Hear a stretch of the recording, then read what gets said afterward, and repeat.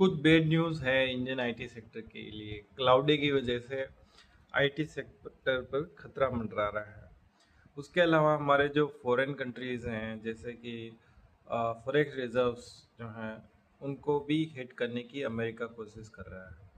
America हमें वहाँ वहाँ नुकसान पहुँचाने के लिए कोशिशों में लग गया है, जिससे हम एक सुपर पावर ना बन पाए। ऑपरेशन सिंदूर की वजह से अमेरिका, चाइना, टर्की इन सब के कान खड़े हो गए। हमने F-35 के रेडार्स के जरिए केरला में डिटेक्ट कर लिया था। एडवांस फाइटर एयरक्राफ्ट को डिटेक्ट करना कोई मामूली बात नहीं है। एंड प्रोजेक्टाइल्स 1000 से ज़्यादा आए थे, जिनको हमने हवा में इंटरसेप्ट करके फोड़ दिए। यानी कि हमारा जो इंटरनल एंटी डिफेंस सिस्टम है वो S-400 के साथ इतना तगड़ा इंटीग्रेट हुआ कि वो एक कवच की तरह काम करने लग गया हमारी वेस्टर्न फ्रंट पे। अभी तक हमारी प्रिपेयर्डनेस चाइना को लेकर थी, लेकिन अचानक से अमेरिका ने ऐसा स्टांस ले लिया है कि वो ऐसे बिहेव कर रहा है जैसे वो अमेरिका जो है हमारा चाइना से भी बड़ा दुश्मन है। हालांकि अमेरिकन पॉपुलेशन जो है वो जानती है कि इंडिया एक अच्छा कंट्री है और उसको इंडिया की लॉन्ग टर्म में ज़रूरत पड़ने वाली है।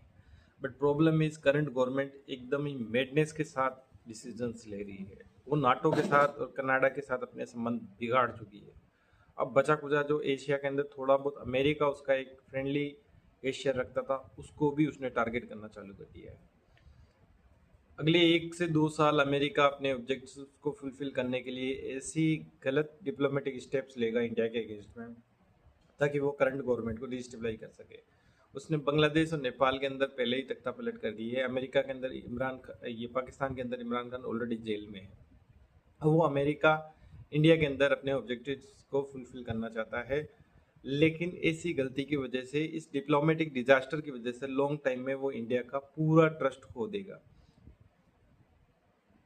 ऑलरेडी बहुत सारे ऐसे सैंक्शन वेनेजुला और ईरान पे लगाने की वजह से हमारी जो स्ट्रेटेजिक ऑटोनॉमी है ऑयल इंपोर्ट में, उसने पहले ही बहुत डैमेज कर रखी है।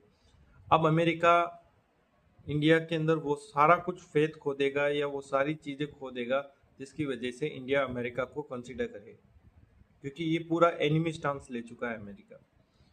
बट बाद में उसको रियलाइज होगा कि अमेरिका ने क्या खोया।